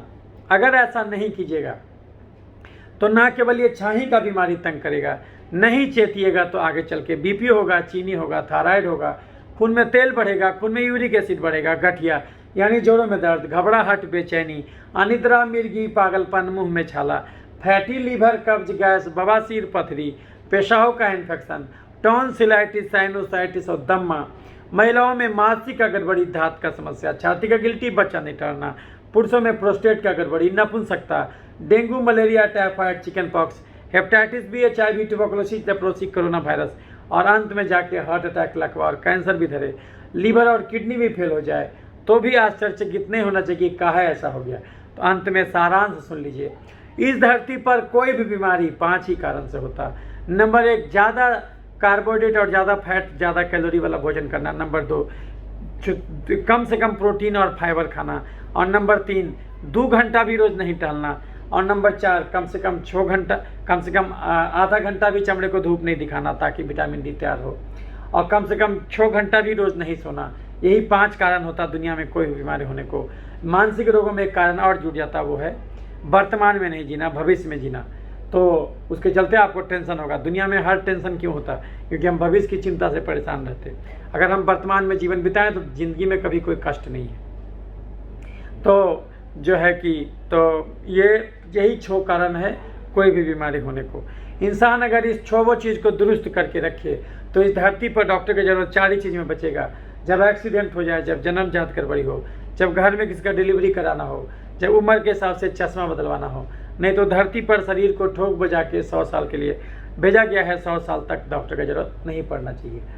तो बंद कर दीजिए चीनी, चावल, आलू, खस्सी का मांस, मीठा फल, दूध, मैदा। बंद कर दीजिए chips, chocolate, ice cream, cold drink, मिठाई, समोसा, पिज्जा, बर्गर, चूड़ा का भुंजा, मूढ़ी का भुंजा, मकई का भुंजा, गाजर, चुकंदर, छुहारा, किशमिश, खजूर, देसी मुर्गा, खस्सी का मांस, बड़ा मछली, हॉर्लिक्स, कम्प्लान, बोर्नवीटा, खिचड़ी, खीर, ग्लूकोन डी, पूस का पिट्ठा, कुकर का चावल, सेवई, साबूदाना, मखाना, पानी फल, सिंघाड़ा। इसमें से आप जो है कि हाई कार्बोहाइड्रेट डाइट लेते हैं ये सब खाना छोड़ दीजिए। और दाल, रोटी, हरी सब्जी, सलाद, पनीर, राजमा, सोयाबीन, अंडा, कड़ी, मछली, चिकन, दही, घी और साग खा के संतोष कीजिए। नहीं तो खाली आपको छाही ही नहीं होगा, और भी 4-5 मेजर गड़बड़ी आपके शरीर में शुरू हो जाएगा। वो तो अभी हो गया होगा। अगर आप जांच करिएगा तो दंग रह जाइएगा। कम से कम 4 से 5 मेजर गड़बड़ी जरूर निकलेगा। क्योंकि जो आप एक्स्ट्रा कार्बोहाइड्रेट खाए हैं और नहीं टहले हैं तो उसके चलते खाली तेजाब ही नहीं बना है जो कि छाई करा दिया, नहीं, उसके चलते शरीर में चर्बी भी बना है। तो आपको और भी बीमारी होने का अंदेशा है, और उसके चलते इन्फेक्शन का बीमारी भी होने का आशंका है। तो जो है कि तो पूरा जांच करिएगा तो दंग रह जाइएगा। कौन कौन सा जांच कराना है? CBC, LFT, KFT, TSH, NT-TPO, lipid profile, CRP, ASO, ANA, NT-DS, DNA, LH/FSH ratio, serum prolactin, serum testosterone, उसके अलावे VDRL और RA फैक्टर, और उसके अलावे जो है ट्रोस्ट टेस्ट, और उसके अलावे जो है कि आपका बिडाल टेस्ट, उसके अलावे जो है कि आपका स्पॉटिडीन, प्रोटीन क्रिएटिनिन, और उसके अलावे जो है कि स्पॉटिडीन, प्रोटीन क्रिएटिनिन और यूरिन रूटीन माइक्रोस्कोपी। तो IgE लेवल और blood sugar, fasting BP, insulin, fasting PP और RBS। तो जब ये सब जांच के HbA1c, जब ये सब जांच कराइएगा तो कम से कम दंग रह जाइएगा। कम से कम 4 से 5 मेजर गड़बड़ी आपके शरीर में डॉक्टर आपको दिखाया, तब आपको समझ में आ जाएगा कि अरे बाप रे बाप, हम जो गलत भोजन खाए हैं ये तो हमारे शरीर में और भी 10 गड़बड़ी दे दिया। तब आपका माथा ठनकेगा, तब आप गड़बड़ चीज़ खाना छोड़ दीजिएगा। क्योंकि आपको लगेगा कि मामला इतना आसान नहीं है, मामला खाली छाही तक नहीं है, मामला और भी आगे बढ़ रहा है। तब आप रोज़ 2 घंटा या 3 घंटा टहलने लगेगा, दाल जम के पीने लगेगा। दाल हमेशा भोजन से पहले पीना है। हम लोग गलती क्या करते हैं, दाल को या तो चावल के साथ या तो रोटी के साथ खाते, नहीं, दाल को भोजन से पहले पीना है। भोजन जब करने बैठिएगा तो पहले 1 कटोरा काढ़ा दाल सुबह दोपहर रात पी लीजिएगा। उसके बाद 1 प्लेट खीरा ककड़ी टमाटर सुबह दोपहर रात खा लीजिएगा। और सलाद में गाजर चुकंदर मूरा शलजम नहीं डालिएगा, प्याज, क्योंकि वो जो ज़मीन से नीचे उपजता है उसको नहीं खाना। सलाद में 2 ही चीज़, खीरा टमाटर। पहले दाल पी लिए 1 कटोरा गाढ़ा दाल, उसके बाद सलाद खा लिए, आधा ज़्यादा पेट भर गया। अब हम 24 घंटे में 3 रोटी खाएंगे, 1 सुबह 1 दोपहर 1 रात। 3 रोटी से पेट नहीं भरा, दाल अनलिमिटेड, हरा सब्जी अनलिमिटेड। घड़ी देख के 2 घंटा रोज टहलेंगे।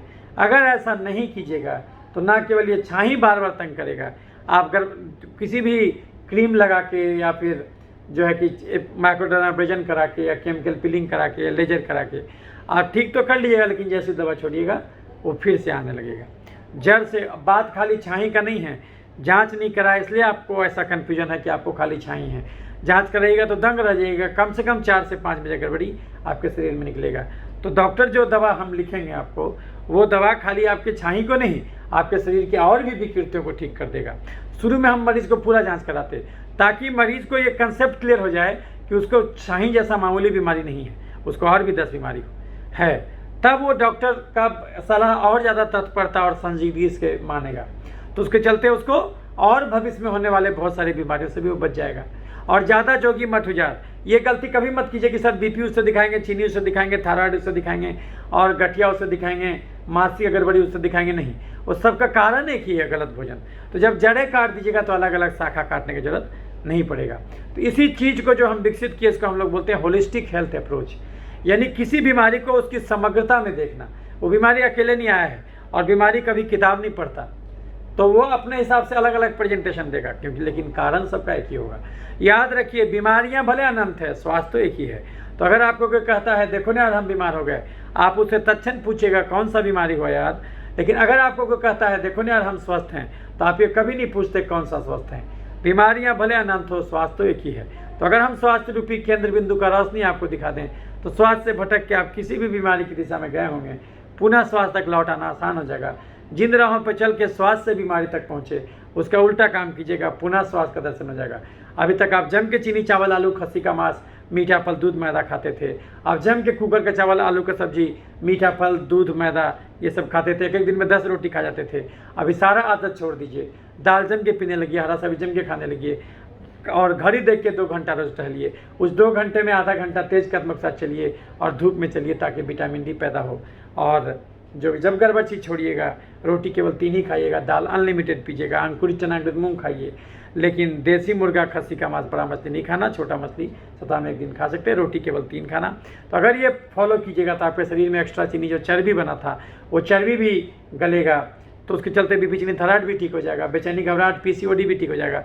शरीर एक्स्ट्रा चीनी को तेजाब भी बनाया था, वो तेजाब भी हट जाएगा, उसके चलते छाई सदा के लिए ठीक हो जाएगा, एकैंथोसिस भी ठीक हो जाएगा। और वही चीनी को शरीर जहाँ तहाँ छिड़का भी था तो उससे इन्फेक्शन भी ठीक हो जाएगा।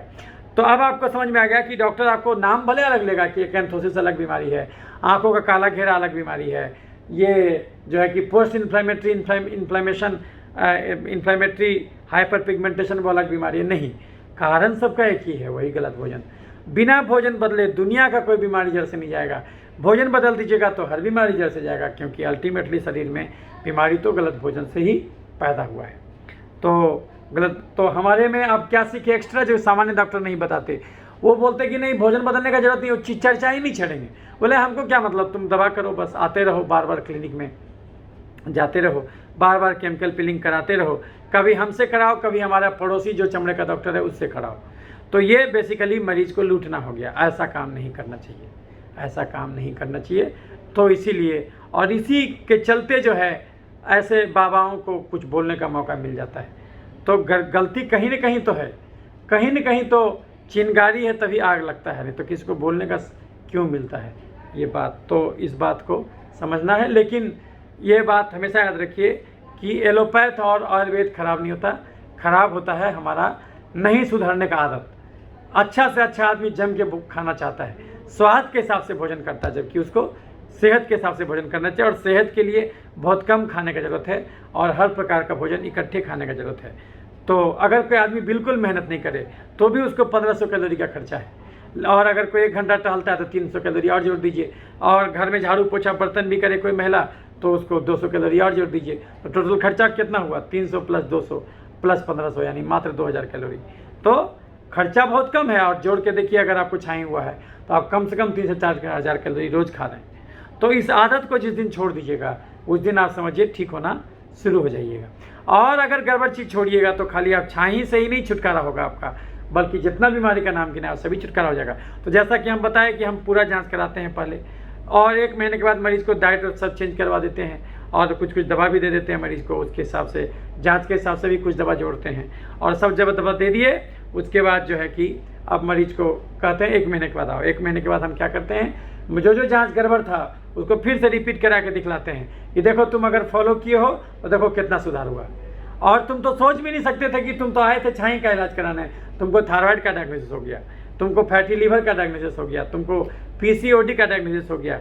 और लेकिन उसके लिए अलग अलग भी डॉक्टर से नहीं मिलना है, इन्हीं की पीसीओडी के लिए गायनी के डॉक्टर या फिर इंडोक्राइनोलॉजिस्ट के पास चलेगा नहीं, वो तो हम ही से ठीक हो जाएगा, क्योंकि बीमारियां भले अनंत है, स्वास्थ्य तो एक ही है। तो यदि हम स्वास्थ्य रूपी केंद्र बिंदु का रोशनी आपको दिखा दिए तो स्वास्थ्य से भटक के आप किसी भी बीमारी की दिशा में गए होंगे, पुनः स्वास्थ्य तक लौटाना आसान हो जाएगा। जिन राहों पर चल के स्वास्थ्य से बीमारी तक पहुँचे।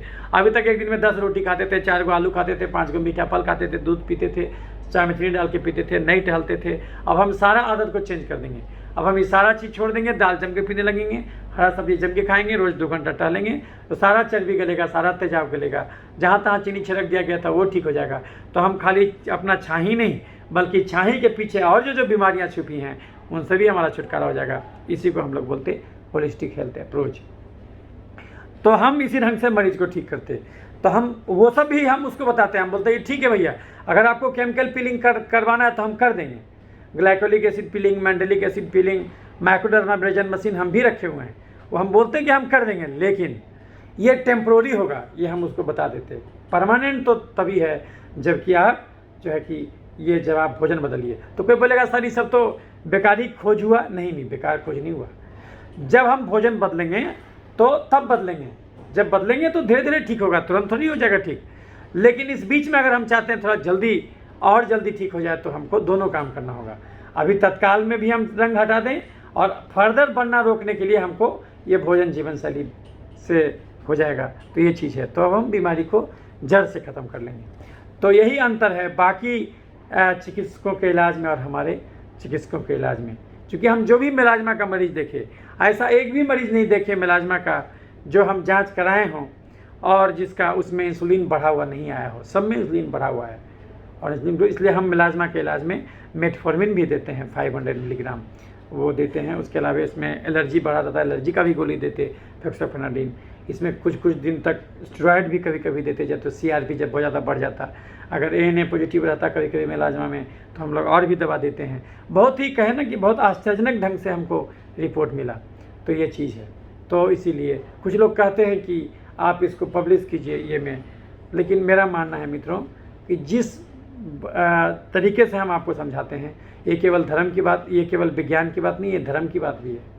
तो जो है कि ऐसा व्यक्ति जो धर्म और विज्ञान दोनों को जानता हो बराबर मात्रा में, ऐसे लोग न घर के होते हैं न घाट के होते हैं। न उनको बाबा समझा जाएगा, है ना, और न उनको डॉक्टर समझा जाएगा। तो धोबी का कुत्ता न घर का न घाट का, ये जो है कि किसी भी श्रेणी में नहीं आता। और शायद हमारी और हमारे जैसे लोगों की श्रेणी यही है। समाज ऐसे लोगों को पसंद नहीं करता, इसीलिए क्योंकि सब लोग अपना धंधा में बिजी हैं। बाबाओं का अलग धंधा होता है और जो है कि डॉक्टरों का भी अपना धंधा होता है, और हमको लगता है कि हम ये दोनों से परे हैं, ऐसा हमको लगता है। ये हो सकता है हमको गलत भी लगता हो, लेकिन मैं यही देखता हूँ कि मैं हर बीमारी को जड़ से ठीक कर देता हूँ। बावजूद इसके भी हमारा वीडियो ज़्यादा नहीं देखा जाता, तो उसका रीज़न ये है कि जो है कि ये दुनिया में उस महात्मा के पास भीड़, मुझे ऐसा लगता है इसका रीज़न यही है कि इस दुनिया में उस महात्मा के पास भीड़ नहीं जुड़ता जो कहता ये पाप भी नहीं करो, ये पाप भी नहीं करो, ये पाप भी नहीं करो, ये पाप भी नहीं करो। और तो उस महात्मा के पास भीड़ नहीं जुटेगा, क्योंकि आप तो सब पाप है उसका बंद करा दिए। लेकिन उस महात्मा के पास भीड़ जुटता जो कहता दुनिया का सारा पाप करके आओ और हम तुमको गंगा जल छिड़कते जाएंगे और हमको ताबीज और राख तुमको हम बांटते जाएंगे। उस महात्मा के पास भीड़ जुटेगा। जो डॉक्टर ये सब बिल्कुल नहीं समझाएगा, वो सीधे सीधी दवा लिख देगा, उसके पास भीड़ जुटेगा, क्योंकि वह आपको बदलने नहीं बोलता और इंसान अंदर मूल प्रवृत्ति में अहंकारी होता है। तो इसीलिए तामसी और राजसी व्यक्ति में परम अहंकार होता, सात्विक में नहीं होता। तो ज़्यादातर लोग तामसी या राजसी हैं। तो इन लोगों को अगर आप कहिएगा कि तुम भोजन बदल दो, ये कर दो, तो आपको ही मूर्ख समझेंगे। तो वैसे केसेस में जो है कि वो भोजन नहीं बदलेंगे तो जाहिर सी बात है जड़ से ठीक नहीं होंगे, तो वो हमारे पास तो नहीं आएंगे वैसे मरीज।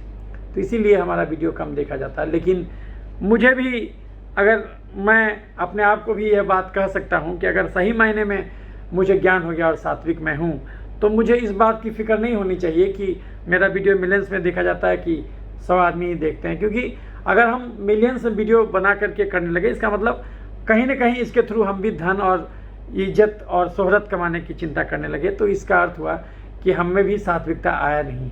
क्योंकि जो सात्विक व्यक्ति होगा उसको ये सब चीज़ों से कोई फर्क नहीं पड़ेगा।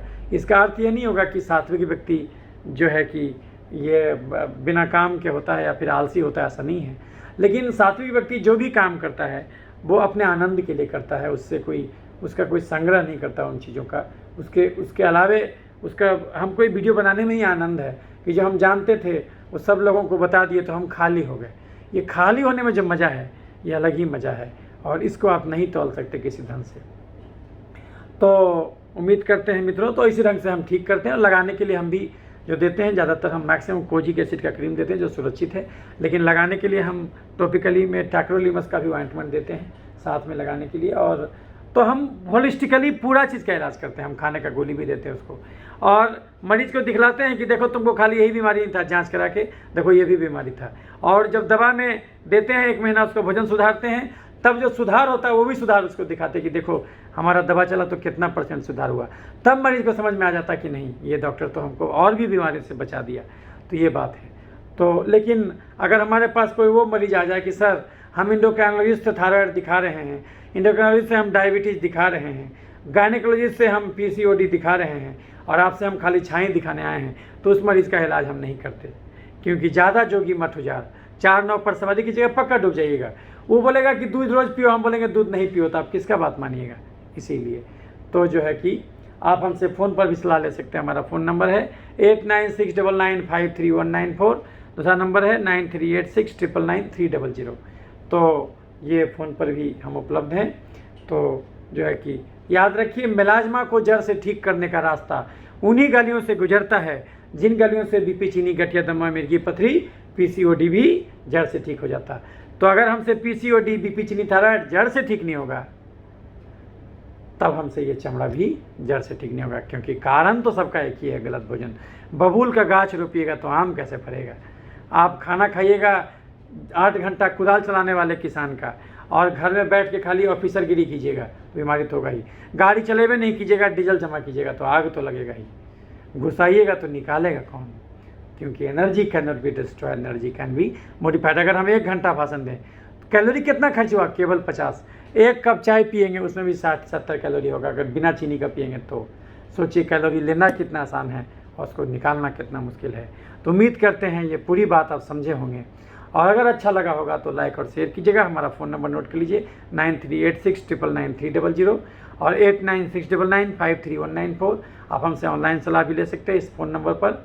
और कितने बजे फ़ोन कीजिएगा, 7 से 8 सुबह, 5 बजे शाम या फिर 9 बजे रात। इस 3 टाइम में हम फ्री रहते, तो आप आराम से फ़ोन कर सकते। कोई भी बीमारी के लिए आप हमसे फ़ोन कर सकते हैं। हम केवल चमड़ा नहीं, BP, चीनी, थायराइड, गठिया, दमा, मिर्गी पथरी, कोई भी ऑटोइम्यून डिसऑर्डर हो, वो सब के लिए। लेकिन उसी बीमारी के लिए हमारे पास मिलेगा जिसका बीमारी कहीं ठीक ना हो रहा हो, चाहे वो मानसिक रोग हो, कि किडनी का रोग हो, कि पथरी हो, कि बवासीर हो, कि बिना ऑपरेशन के आप पथरी ठीक कराना चाहें तो भी हमारे पास फ़ोन कर सकते हैं। बिना ऑपरेशन के यूट्रस में गांठ हो गया है या छाती में गांठ हो गया, फाइब्रोएडेनोमा, वो भी हम लोग से आप ठीक करा सकते हैं। क्योंकि बीमारियाँ भले अनंत हो, कारण तो सबका एक ही है। और बिना भोजन बदले दुनिया का कोई बीमारी जड़ से नहीं जाएगा। भोजन बदल दीजिएगा तो हर बीमारी जड़ से जाएगा। और अंत में हम आपको बता दें कि चमड़ा का बीमारी टिप ऑफ द आइसबर्ग होता है। एक बर्फ़ का टुकड़ा जब समुद्र में तैरता है तो पानी की सतह के ऊपर उसका बहुत कम पोर्शन रहता है, उसका ज़्यादातर पोर्शन पानी की सतह के नीचे रहता है। यानी जितना बीमारी आपको दिख रहा है छाई, उससे कई गुना ज़्यादा बीमारी आपके शरीर के अंदर है। जो जांच में हम आपको दिखा सकते थे। जांच नहीं कराए इसलिए आप भरे अंदर में कंबल ओढ़ के सो गए, लेकिन जब भी पैसा हो जांच जो है पूरा कराइए। और तो उम्मीद करते हैं आपको हम सब ढंग से समझा पाए होंगे, सर्वांगीण ढंग से, होलिस्टिकली इसको हम लोग बोलते हैं। अगर अच्छा लगा होगा तो लाइक और शेयर कीजिएगा। लाइक और शेयर इसलिए मत कीजिएगा कि हमारा नाम हो, अगर ऐसा लगता है कि लाइक और शेयर करने से हमारा नाम होगा तो आप लाइक और शेयर मत कीजिए, कम से कम सुन लीजिए। और जो है कि लेकिन अगर लगता है कि अगर हम कर देंगे तो दूसरे का कम से कम कल्याण होगा, डॉक्टर का भला हो ना हो, आपका भला होगा, हमारा कुछ भला नहीं होगा। क्योंकि हमको अब इतना ज़्यादा मरीज़ मिलता है कि हमको अब ज़्यादा मरीज़ की ज़रूरत नहीं है। क्योंकि डॉक्टरी पेशा जो होता है ना, विश्वास का पेशा होता है। हम जब 1 लाख से भी ज़्यादा मरीज़ देख लिए तो वो मरीज़ तो हमको खोजेगा, वो तो आएगा ही। तो इसलिए अब हमको और ज़्यादा मरीज़ की ज़रूरत नहीं है, और दिन भर में 50 मरीज़ ज़्यादा हम देख पाएंगे नहीं। तो इसीलिए और ज़्यादा मरीज़ हमको नहीं चाहिए, इसलिए ज़्यादा नाम का करेंगे क्या। आज के डेट में हमको कोई नहीं जानता है, तो इसलिए हम कहीं भी निकल जाते हैं। ऊपर वाले के दया से पैसा भी हो ही जाता है, जितना हमको खर्चा है उतना सरकार सैलरी भी दे देता है। तो कोई ना हमको पैसा चाहिए ना शोहरत चाहिए। शोहरत में नुकसान क्या है कि अभी हम गुमनामी में घूमते हैं, कहीं भी चले गए, किसी गरीब के झोपड़ी में जा कर के बैठ गए, उसके साथ खाना खा लिए, अगर पहचान लेगा तो गड़बड़ हो जाएगा, है ना। तो इसीलिए जो है कि इसीलिए आप लाइक शेयर अगर करना है तो इसलिए कीजिए क्योंकि अगर आपको लगे कि ये बात और लोगों तक जाना चाहिए। और अगर हमारा चैनल सब्सक्राइब कीजिएगा तो जो ये हम हर बीमारी को ठीक करने का हम बीड़ा उठाए हैं, तो हम हर बीमारी का अलग अलग वीडियो बनाएंगे आपको। और तो इसलिए अगर सब्सक्राइब किए रहिएगा तो हर बीमारी आप सीख जाइएगा, यानी कि हम पूरा डॉक्टर आपको बना देंगे। और एक चीज़ हम जानते हैं कि ज्ञान की ठेकेदारी उचित नहीं है, इसीलिए ये नहीं सोचना चाहिए कि हमको डिग्री नहीं है तो हम डॉक्टरी नहीं करेंगे। सलाह तो दे ही सकते, भोजन बदलने में कोई मर थोड़ी जाएगा आपसे, इसलिए भोजन बदलने के भी आप 50% बीमारी ठीक कर दीजिएगा, तो और किसको कहते हैं डॉक्टर। इसीलिए यही बीड़ा हम उठाए हैं, इस दुनिया में सबको डॉक्टरी सिखाएंगे, लेकिन वो ठगने वाला काम नहीं करेंगे कि उसके थ्रू हम अपना पूंजी बना लें। जिस ढंग से कुछ लोग बाबा बन जाते हैं और रहते हैं वो महासेठ, वो काम नहीं करना है। लोगों को निस्वार्थ भाव से सेवा करना है। योग में कहा गया यम नियम आसन प्राणायाम प्रत्याहार धारणा ध्यान समाधि। पतंजलि मुनि बोले जब तक आप यम नियम का पालन नहीं कीजिएगा, अपने आप का गलत भोजन नहीं सुधारिएगा, रोज़ टहलिएगा नहीं, तब तक आप आसन लगा ही नहीं सकते। लेकिन यहाँ तो तोल निकला हुआ आदमी आसन लगा रहा है, तो सोचिए वैसा ढोंगी जो है योगी बनेगा तो खुद बीमार पड़ेगा। तो इस बात को आप समझ गए होंगे। अगर अच्छा लगे लाइक और शेयर कीजिएगा। वीडियो लंबा हो गया तो बड़े प्रेम से ध्यान से आपने हमारी बातों को सुना, तो आपके अंदर मौजूद परमात्मा को मेरा प्रणाम। अपना प्यार बनाए रखिएगा, जहाँ भी रहिए सुखी और स्वस्थ रहिए। और सही भोजन कीजिए, दाल 3 घंटा रोज़ पीजिए, घड़ी देख के 2 घंटा रोज़ टहलिए, तो दूसरा तीसरा चौथा भी आएगा, आपको कहीं कुछ दिक्कत नहीं होगा। हमारा बहुत सारा कोरोना का वीडियो जो है कि आप देख सकते वीडियो में, और जो हम हर एस्पेक्ट पर आपको अलग चीज़ बताए हैं वीडियो में। हम कहते हैं मास्क लगाना है क्योंकि ये कानून है, वैक्सीन लेना है क्योंकि ये कानून है, लेकिन अगर ये मास्क नहीं भी लगाइएगा, वैक्सीन नहीं भी लीजिएगा, और अगर सही भोजन कीजिएगा, 2 घंटा रोज़ टहलिएगा, तो कहीं कोई बीमारी होगा ही नहीं। कोरोना पॉजिटिव कोई बीमारी नहीं, बीमारी है कोविड। कोविड का फुल फॉर्म होता है कोरोना वायरस डिजीज़। अगर आपको लक्षण मिलने लगे तब वो दिक्कत है, तब वो डिजीज़ है, अदरवाइज वो कोरोना पॉजिटिव कोई बीमारी नहीं है। तो बहुत सारा वीडियो हमारा देखिएगा। तो उम्मीद करते हैं कि ये वीडियो आपको अच्छा लगा होगा तो लाइक और शेयर कीजिएगा। तो फिर से आपसे विदा लेते हैं। नमस्कार।